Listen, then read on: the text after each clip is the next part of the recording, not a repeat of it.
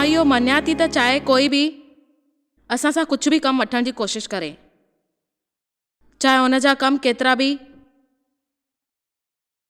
बेकार छो न हुजनि पंहिंजे पाण में, चाहे हुन जा कम केतिरा बि नाइंसाफ़ी छो न हुजनि, शायदि उन्हनि जा कम जेतिरा बि भावनाउनि मां केतिरनि बि भरे करे असां उहो कमु न कंदासीं जेको प्रभु असांखे करण लाइ चयो रहियो आहे।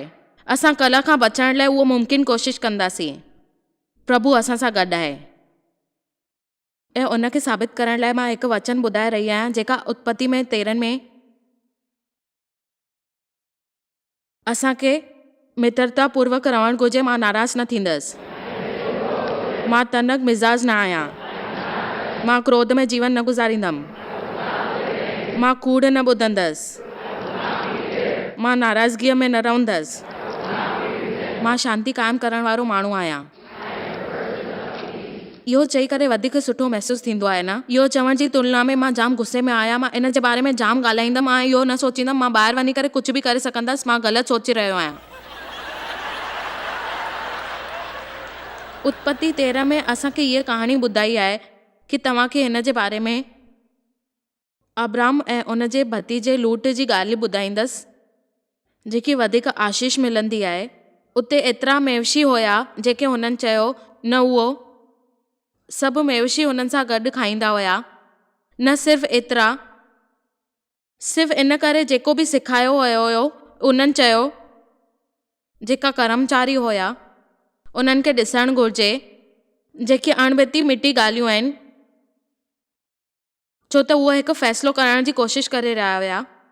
जे असां हिकु विभाग में हुजूं ऐं असांखे लॻंदो आहे कि असां सही आहियूं ऐं उहो विभाग बि सही आहे, असांखे समस्या न ख़बर पवंदी आहे कि कहिड़ी ॻाल्हि ते समस्या हली रही आहे ऐं असां सोचींदा आहियूं कि असां सही आहियूं, साम्हूं वारो ग़लति। परमेश्वर खे शांती ऐं एकता वणंदी आहे। उहो चाहींदो आहे कि तव्हां सम्मान रहो ऐं उन सम्मान सां गॾु तव्हांखे अॻियां वधणो आहे। उहो सिद्धांत, उहा शांती ऐं उहा एकता। इब्राहिम कलह जे ख़तरनाक रूप खे सुञाणे वियो हुयो। उन पंहिंजे भाइटे खे चयो जेको बि उन वटि आहे उहो अब्राहिम जो ॾिनल आहे। इन करे असां सोचे सघूं था त अब्राहिम कहिड़ो रुख ठाहे सघे थो ऐं पोइ जे हू चाहे थो त उहो करे सघे थो। पहिरीं त उहो कृतदान माण्हू हुयो, उन वटि कुझु न हुयो। जे तोखे ॾिनो हुजे या त तोखे ख़बर पइजी वञे या त हुन तोखे छा ॾिनो अथई। पोइ हुननि चयो असांजे विच में कोई अणबती न हुजणु खपे। मां वेनती कयां थो त कोई अणबती न हुजणु खपे असांजे विच में। आयत 7 में इन करे अब्राहिम ऐं लूट जी भेड़ बकरी ऐं गांइ बैल में चराइण खे झगड़ो थींदो हुयो ऐं उन वक़्तु कहिड़ी बि ॻाल्हि हूंदी हुई उन माण्हूअ में जेका देश में रहंदा हुया, जॾहिं करण खां पोइ इहो हासिलु थियो हुयो कि वधीक दुखी थी विया आहिनि। तुंहिंजे विच में ऐं मुंहिंजे विच में, चरवाइनि जे विच में झगड़ो न थियणु खपे, छो त उहे माण्हू आहिनि जेका भाई बंधु आहिनि। छो त जेको सॼो देश असांजे साम्हूं ॾिसी रहियो आहे उहो अलॻि हुजे ऐं सभिनीनि खे ख़बर आहे कि तव्हांजे विच में कुझु हली रहियो आहे, हिन खां वधीक कुझु न थियणु खपे। असां हिते तव्हांखे हीअ मिसाल ॾिनी आहे, उहा मिसाल जेके तव्हांजे पंहिंजे जीवन में इहो कमु करे रहंदी, इहो सभु ज़रूरी आहे मुंहिंजी शांतीअ में। इहो सच में सुठो आहे। मुंहिंजी मिल्कियत, मुंहिंजी ॻाल्हि मञणु, सही ज़रिए ते मूंखे इहो चवणु एतिरो ज़रूरी न आहे जेतिरो तव्हांखे ईअं लॻे थो शांती में। यीशु शांतीअ जो दाता आहे। जॾहिं उहो धरतीअ खे छॾण लाइ तयारु थियो हुयो, उन्हनि चयो मां पंहिंजी शांती तोखे थो ॾियां, मुंहिंजी पंहिंजी ख़ासि शांती मां तोखे थो ॾियां पंहिंजी विरासत में। मां तोखे ॾिनी आहे, तोखे इहो करिणो आहे कि दुनिया में ॾिनी आहे। मां पंहिंजी शांती तोखे ॾियां थो, अहिड़ी शांतीअ जेका तूफ़ान जे विच में क़ाइमु रहंदी। इब्राहिम सच में इन जे बारे में गुस्से थी सघे पियो। मूंखे विश्वास आहे त शैतान हुन सां बि ॻाल्हाए रहियो आहे। दुश्मन पक ई पक हिकु भाषण तयारु कयो आहे। उन कृतधन खे ॾिसो त उन वटि कुझु कोन आहे ऐं उन इहो कीअं मदद कई। हू पाण खे छा थो चए, उनखे जेका मिलियो हू पाण खे छा थो चए, उनखे जेको मिलंदो हो उनखे खणी सघंदो हुयो। जेको हिन में लिखियलु आहे आयत 11 जे अनुसार उन पंहिंजे लाइ यर्दन जी सॼी तयारी कई हुई ऐं हुनखे चयो हुयो कि अलॻि थी वञ। उन तरह सां अब्राम सां उन अलॻि करे छॾियईं, पंहिंजे भाइटियुनि खे शामिलु करे उन अनुसार उन मिल्कियत जी आसूनीसूं उनखे ॾिनई।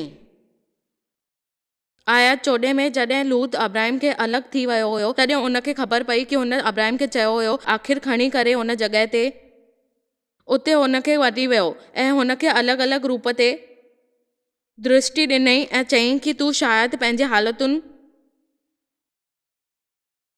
खे पसंदि थो करीं, तुंहिंजी निंड, तुंहिंजी शांती, तव्हां मां शायदि कंहिं तव्हां खां कुझु छॾाए छॾियो आहे ऐं उहो हुनजो आनंदु वठी रहियो आहे। ऐं परमेश्वर अॼु तव्हांखे हिकु वचन ॾेई रहियो आहे। जॾहिं तव्हां स्थान में आहियो ऐं तव्हांखे उहो ॾिसे थो, तव्हांखे अॻियां वधिणो आहे। अॻियां ॾिसो, अॻियां ॾिसो। तव्हां अॻियां ॾिसी करे उत्तर में वञी करे तव्हांखे अॻियां चवणो आहे कि तव्हां अॻियां वञी करे इहो सभु भुलिजी वेंदा त तव्हांजे वस में इहो कुझु न आहे। युग युग ताईं इहो ई ॻाल्हियूं आहिनि। मूंखे इहो जाम वणंदो आहे। तव्हांखे इहो करिणो आहे कि तव्हांखे हमेशह इहो चवणो आहे। प्रभु चयो आहे कि तव्हांखे ॾिसणो आहे अॻियां, पुठियां न। ॾिसो, अॻियां वधो, पुठियां ॾिसणु बंदि करे छॾियो। अंतर्मुखी थी करे उन वक़्त ते पंहिंजे लाइ दया करणी आहे, सभिनीनि माण्हुनि ते दया करणी आहे। जेको बि हुन तव्हां सां कयो आहे उन छो कयो। मूंखे ख़बर आहे कि हर हिकु माण्हू सां कुझु न कुझु ग़लति व्यवहार थियो आहे। नाइंसाफ़ी, अत्याचार, असंभव, लापरवाही, जेतिरा बि कम थिया आहिनि जीवन में शयूं। अफ़सोस जी ॻाल्हि इहा आहे त असांखे इहो तयारु न हूंदो आहे कि असां सही राह चूंडियूं। पर मूंखे लॻंदो आहे कि असां हर माण्हू इहो हैरान थी करे सोचींदा आहियूं कि छो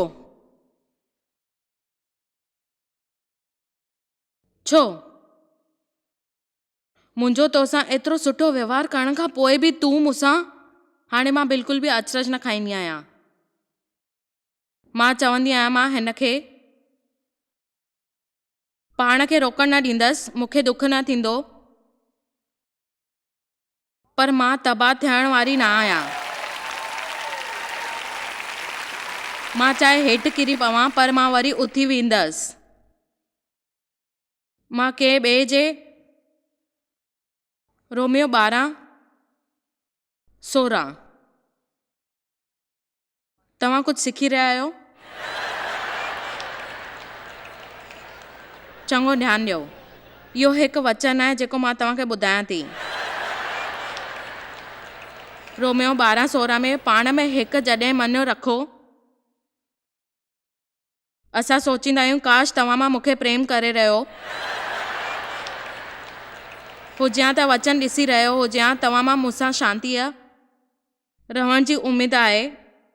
अभिमानी, अहंकारी न थियो बिल्कुलु। पाण खे इहा ॻाल्हि फिटी करे चयो, ओ न परमेश्वर, मां चाहियां थी इहा न थिए, बल्कि पाण खे इहो सेखारियो कि मूंखे हर हालतुनि जो सामनो करणो आहे। जॾहिं परमेश्वर मूंखे सेखारणु शुरू कयो, मूंखे फिट थियणो हुयो, देव चए तॾहिं मूंखे महसूसु थियो जेकी मुंहिंजी ॻाल्हि हुई, अंदरि लड़ाई पई हले। तव्हां उन्हनि खे करण लाइ कीअं चयो? देव मूंखे हमेशह ईअं चवंदो आहे, देव खे हमेशह खेल पसंदि आहे। ऐं मां हिन जे बिल्कुलु उबती हुयसि। मुंहिंजो पीउ तमामु सुठो न कयो मूंसां गॾु, मूंखे ईअं कयो, मूंखे हूअं कयो। मां स्कूल वेंदी हुयसि, मूंखे ईअं न वणंदो हुयो, मूंखे ईअं न मिलियो, मूंखे कंहिंजो प्यारु न मिलियो। मां देव सां सभु पसंदि कंदी आहियां। हर लड़कण ऐं उछलण जी शइ हूंदी हुई ऐं ख़ासि करे हुनखे गोल्फ पसंदि हुयो, बल्कि हुननि खे इहो सभु वणंदो हुयो। हुनजी अभ्यास बि हुन कई अथई ऐं हुनखे जाम शयूं बि मिलियूं ऐं हुनखे मिलियो हीलिंग बॉल्स। जंहिंमहिल उहा गाॾी पियो हलाए, हिकु बॉल, ॿियो ball, 20 ball, 300 ball, 300 ball, 400 ball. असांजो खोल एतिरो ई बहितरु थींदो वियो जेतिरो वधीक असां कंदा वेंदा हुआसीं। ॾिसंदे ॾिसंदे असां 44 साल पूरा करे छॾिया पंहिंजे पाण में। पर जॾहिं हिकु कमु न करे त ॿियो कमु कंदो आहे। देव ॿियो खणी करे ईंदो हुयो ऐं पोइ वञी करे असांजी बहसबाजी शुरू थी वेंदी हुई। असां हिक ॿिए सां जाम बहस कंदा हुआसीं सभ खां वधीक। पर पोइ बि असां पंहिंजी मूर्खता सां न ॾिसी सघंदा हुआसीं। जेतिरा दफ़ा असां इहो कंदा हुआसीं, पर पोइ बि हुनखे पंहिंजी गोल सां जाम प्यारु आहे। उन सां आनंद मिलंदो आहे। हुनखे ख़बर आहे हिते वेही करे मूंखे पंहिंजो मज़ाक़ उॾाइण ॾिसंदा आहिनि ऐं केतिरी उदारता आहे। मूंखे ख़बर आहे कि प्रभु चवंदा आहे कि जयेश चुप कर, तूं हुन जे लाइ जाम कुझु चई रही आहीं। मूंखे ख़बर आहे कि हिन में जाम गुस्सो थींदो आहे। ऐं हर दफ़े जॾहिं असां देव ड्राइविंग रेंज में अभ्यास करण लाइ शुरू कयो हुयोसीं ऐं पोइ असां ॾिठोसीं, मां पूरो हफ़्तो ॿारनि सां गॾु अकेली रहंदी आहियां। मूंखे ईअं छो थो थिए? मूंखे गाॾी न हलाइणी आहे, मूंसां गॾु कोई बि न आहे, मां अकेली आहियां। मूंखे ईअं लॻंदो आहे कि मूंसां केरु प्यारु न कंदो आहे। मां राति जो घरु अची करे वेही रहंदी आहियां ऐं मूंखे चवंदो आहे तूं मूंसां गॾु अची करे सिखे थी। मूंखे तव्हां वटि अचिणो आहे। मां बिल्कुलु इहो कंदसि। मूंखे छा करिणो आहे मूंखे ख़बर न आहे। मां शायदि वेही करे बसि इहे ई ॻाल्हियूं कंदी रहंदी आहियां। मां सच में कुझु करण वारी हुयसि।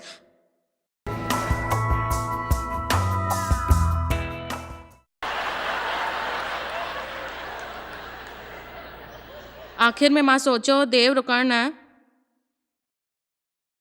इहो कमु न पियो करे। देव ड्राइविंग रेंज ते विया हुया ऐं उन वक़्तु असांजे घर में ॿार हुया। वधीक फ़र्क़ु न हुयो ऐं मां उन्हनि टिनिनि खे खयो ऐं असां वटि वठी आयसि ऐं उहो ॿारनि ते निशानो पिया लॻाइनि।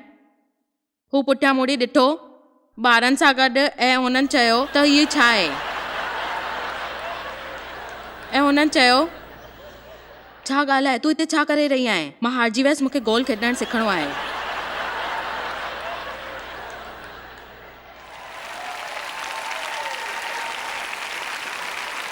मुंहिंजे लाइ हर ॻाल्हि सां फिट रहणु ॾुखियो हो,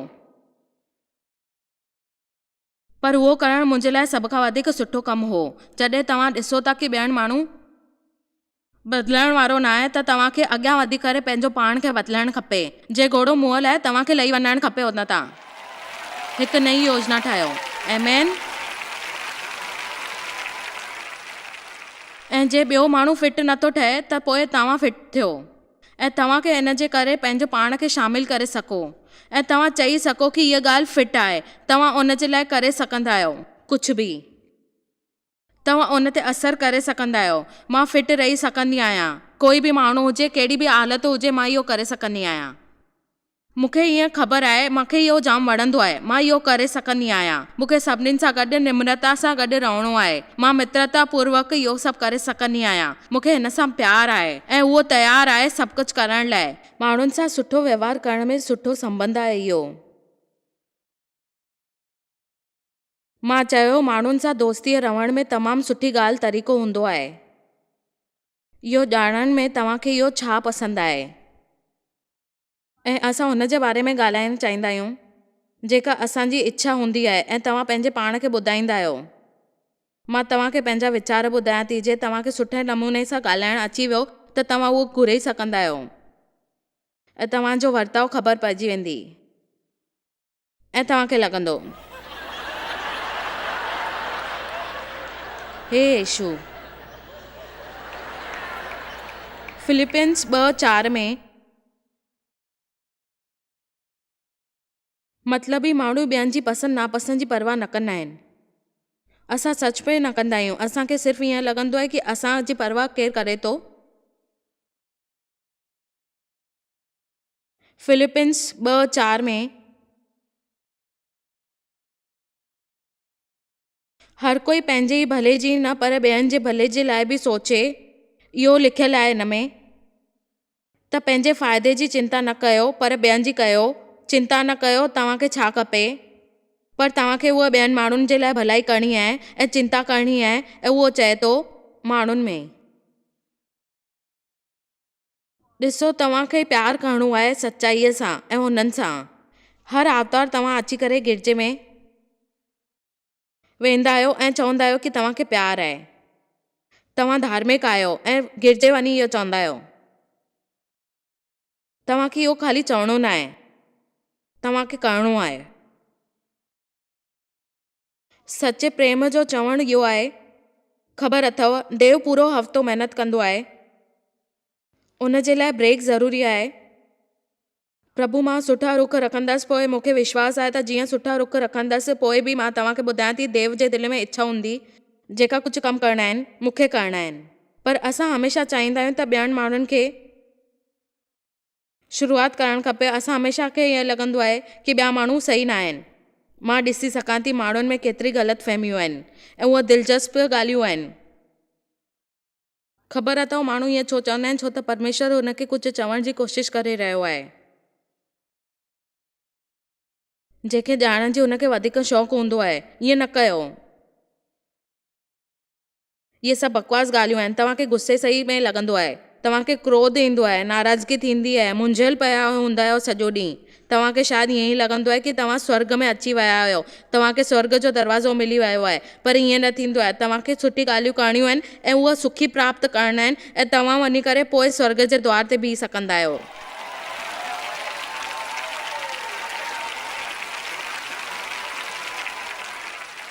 झगड़े रगड़े अहंकार में ई थींदा आहिनि। नीति वचन 13:10 में अहंकार जे बिना बहस थियणु नामुमकिन थींदो आहे। इहो नामुमकिन आहे। अहंकार खां सवाइ दुखी थियणु नामुमकिन आहे। अब्राहम चई सघे था कि झुकण खां वारो न आहे। परमेश्वर भलो करे। मां हिते पहिरीं खां हुयसि, मूंखे मुंहिंजी मेवशी ख़बर आहे ऐं मूंखे ख़बर आहे कि मां न ॾियण वारो आहियां। हलो हलंदा थियो। मूंखे ख़बर आहे कि तव्हां इएं सोचे रहिया हूंदा कि हिन में शायदि कहिड़ी ॻाल्हि लिकल आहे। तव्हांखे तरक़ी हासिलु करणी पवंदी आहे, छो त उहो क़दम क़दम ते हूंदो आहे तव्हांजे पुठियां। उहो तव्हांजे पुठियां आहे। परमेश्वर जे लाइ पंहिंजे प्यार जे करे उन जी नतीजो इहो निकितो, अॻियां धिको ॾिनो हुनखे अॻियां वधण लाइ। उहो अॻियां हली वियो, पाण खे परमेश्वर जी शक्तिशाली सम्झी करे नम्रता में उहो अॻियां वधियो। 2 तीमुथियुस 2:23 में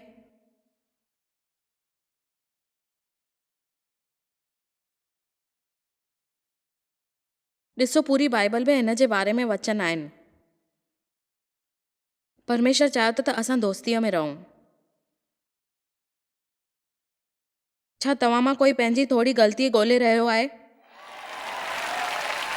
मुंहिंजे लाइ चवणु ॾुखियो आहे, छो त तव्हां जाम मायूस आहियो।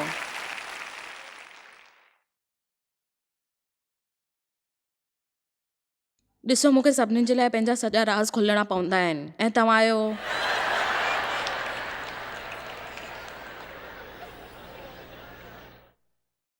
ठीकु आहे, इहो सचुपचु ॾाढो सुठो आहे।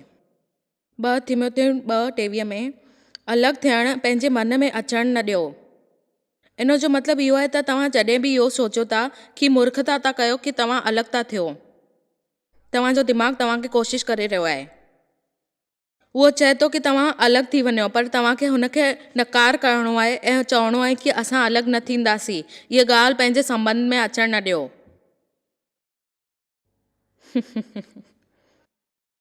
ॿिई ॻाल्हि में तव्हांखे ॿुधायां कि जेकी बि ग़लति जानकारी हूंदी आहे उहो तव्हांजे अंदरि हूंदी आहे। तव्हां मां इहो ॻाल्हि थींदी आहे। चरिया पिया करे चओ था ॼाणा थो, छा ख़बर आहे तव्हांखे ॼाणा थो? छो त तूं ॼाणे थो त तूं हुन सां झगड़ो करे रहे थो। ऐं प्रभु जे दास खे झगड़ालू न वणंदा आहिनि। उहो चवंदो आहे कि तव्हां सभिनीनि सां कोमलता सां हलो। शिक्षा जेकी ॾिनी आहे, तव्हांखे शांती क़ाइमु रखणी आहे। उहो जेको सेखारियो आहे हुनखे हुन जो मतिलबु सिखो। अॼु सुबुह जो पंहिंजे जीवन में शीतलता इहो सेखारियो कि तव्हां शांतीअ सां रहंदा। तव्हांखे पंहिंजी भाषा में इहो सिखणो आहे कि तव्हांखे हमेशह शांतीअ सां रहणो आहे। पंहिंजे कर्मचारियुनि सां गॾु शांतीअ में रहणो आहे। पंहिंजे ॿारनि सां गॾु हमेशह शांतीअ में रहो। जेको बि ॻाल्हियूं आहे हमेशह नियम पालन कयो। उन्हनि सां इहा काई बि उमेद न रखो पंहिंजे पाण में। तव्हांखे पंहिंजो पाण इहो सम्झी करे हलणो आहे। हर कोई पंहिंजा पंहिंजा नियम ठाहींदो आहे, पंहिंजा नियम न ठाहियो। सहनशीलता तव्हांजे अंदरि हूंदी आहे, उहो तव्हांजे आख़िर में ॾिसणो खपे इहो तव्हांखे ग़लति साबित कंदो। इन जो मतिलबु आहे तयारु हुजणु ग़लति थियण लाइ या ग़लति सम्झो पंहिंजे पाण खे, चाहे तव्हांखे ख़बर हुजे पक आहे। छाकाणि त तव्हां इहो एतिरो शांत हुजो, तव्हांजो मतिलबु छो कोई 100 दफ़ा सैकड़ो दफ़ा तव्हांखे सही चए, पर तव्हांखे पंहिंजो पाण खे सचु ॿुधाइणो आहे ऐं ग़लति साबित करिणो आहे।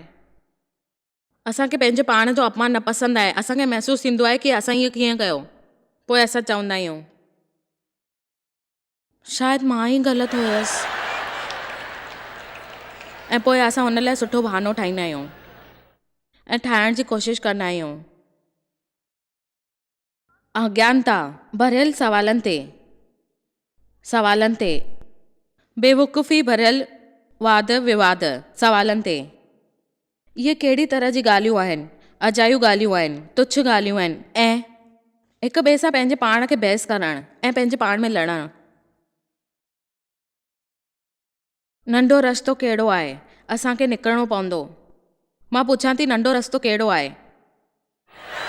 ईअं न चओ की तव्हांखे ख़बर न आहे। कॾहिं तव्हां मर्दनि खां इहो पुछियो आहे त हिन रस्ते ते छो था वञो? तव्हांखे ख़बर आहे तव्हांखे मुसीबत अचण वारी आहे ऐं तव्हां ईअं छो कयो? हुननि खे ॿुधायो नथा की तव्हांखे ख़बर आहे इहो रस्तो सही न आहे, तव्हां हिन रस्ते ते न वञो। पक ई पक तव्हां चवंदा न मां वेंदसि, मूंखे ख़बर आहे मां हिन ते वेंदसि, तूं मूंखे न सेखार। इहा ई तव्हांजी समस्या आहे, इन करे तव्हांजी गड़बड़ियूं आहिनि। हुनखे ख़बर आहे त उहो छा करे रहियो आहे, छाकाणि त उहो जाम होशियारु आहे, उहो सभु करे सघंदो आहे ऐं हुनखे लॻंदो आहे उहो सही आहे। ऐं सही जेकी ॻाल्हियूं आहिनि, देव खे गाॾियुनि सां गॾु ख़तरनाक कमु करण वारा पसंदि आहिनि। ऐं केतिरा ई दफ़ा मूंखे जाम संभली करे रहणो पवंदो आहे। घणा ई दफ़ा ईअं थियो आहे की असां ग़लति रस्ते ते हली विया आहियूं ऐं भटकजी विया आहियूं।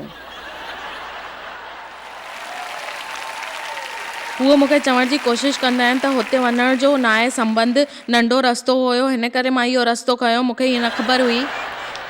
देव सां गॾु हिन जे बारे में बहस करणु हुयसि ऐं तोखे ख़बर न आहे इहे छो कयो? हिकु ॾींहुं मां हुन सां बहस करे रही हुयसि ऐं मां हुनखे चयो की हीअं कीअं कए। ऐं जंहिंमहिल जेकी ॻाल्हियूं हुयूं मां हुनखे ॿुधाई। 2 दुकानूं आहिनि जिन मां हिकु दुकानु मां हिन तरफ़ ॾिठी हुई ऐं उहो ॾिसे पियो। मां हुन सां बहस करे रही हुयसि। तॾहिं परवेश्वर मूंखे चयो, जॉयस, माण्हू मरी रहिया आहिनि ऐं उहे नर्क में वञी रहिया आहिनि, तोखे छा थो फ़र्क़ु पए? तोखे हिन जो रस्तो मिलंदो। तुंहिंजे जीवन ते मुंहिंजो हक़ आहे। तव्हांखे ख़बर आहे कि ईअं छो थियो हुयो?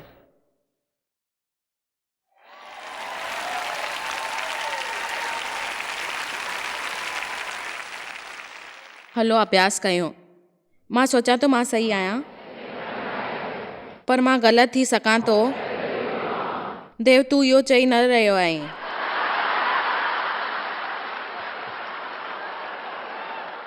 उहो पंहिंजी पुठियां वारी माईअ सां ॻाल्हाए रहियो आहे ऐं मां हुनखे अभ्यास कराइण जी कोशिशि थी कयां। हलो हिकु दफ़ो वरी था चऊं, सभई पुरुष चओ, मां सोचां थो मां सही आहियां। मां सोचां थो मां सही आहियां। हू चई रहियो आहे, मां तोखे ॿुधी नथो सघां। तोखे ॿुधी नथो सघां। हिन हफ़्ते असां इहे कननि जी जांच कराइण वारो कमु कंदासीं ऐं इहो ॿुधंदासीं जी महिलाउनि जे ॿारनि खे हिक ॿिए सां ॿुधाइणु ज़रूरी हुजे। असांखे हिन सां आनंद मिली रहियो आहे। ख़तमु थियण खां पहिरियों मां तव्हांखे कुझु ॿुधाइणु चाहींदी आहियां ऐं पुछणु चाहियां थी कि छा तव्हांखे ख़बर आहे जेकी बि ॻाल्हियूं आहिनि असां खिलंदा आहियूं छो त इहे आहिनि सभु।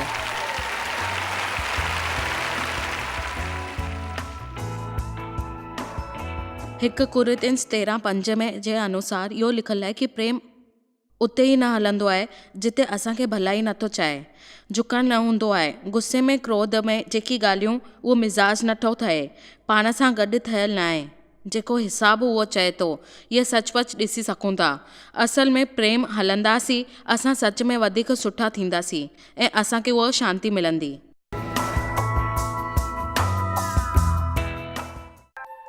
तव्हांखे शायद ख़बर कान्हे तव्हां जॉयस मेयर मिनिस्ट्री लाइ केतिरा महत्वपूर्ण आहियो।